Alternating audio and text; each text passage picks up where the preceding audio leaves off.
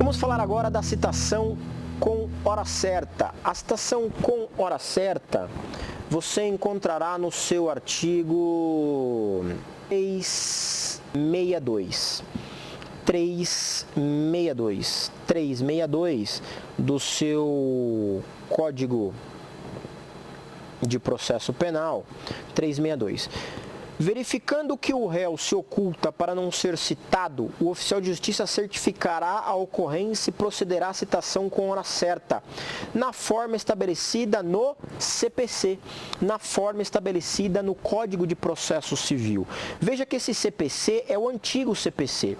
E o antigo CPC, ele falava que a citação por hora certa, o oficial de justiça deveria comparecer 3 vezes à casa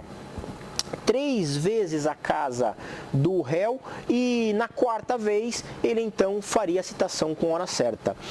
Com a mudança do Código de Processo Civil para o novo Código de Processo Civil, na verdade você tem agora apenas 2 vezes. Então, nos termos do CPC, que é utilizado aqui para a citação com hora certa no CPC, o oficial de justiça ele comparece a primeira vez e identifica que o réu está se ocultando para não ser citado.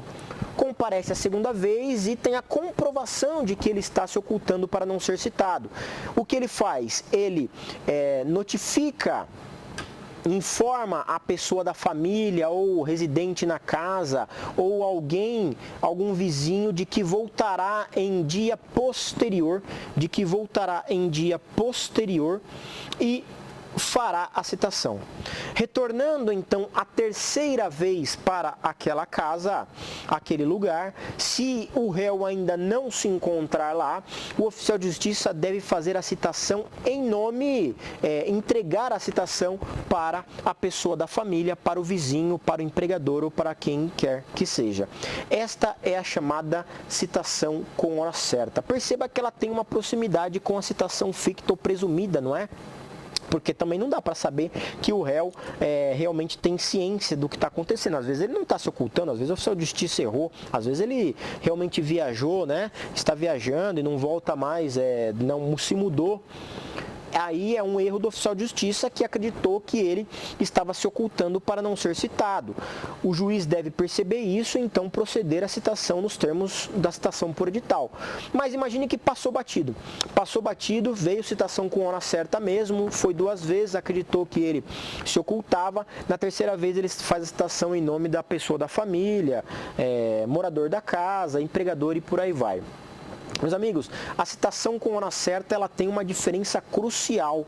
A citação com hora certa, e é por isso que muitos consideram que ela não é ficta, a citação com hora certa ela não suspende o processo. E o juiz vai nomear um defensor dativo e o processo vai continuar.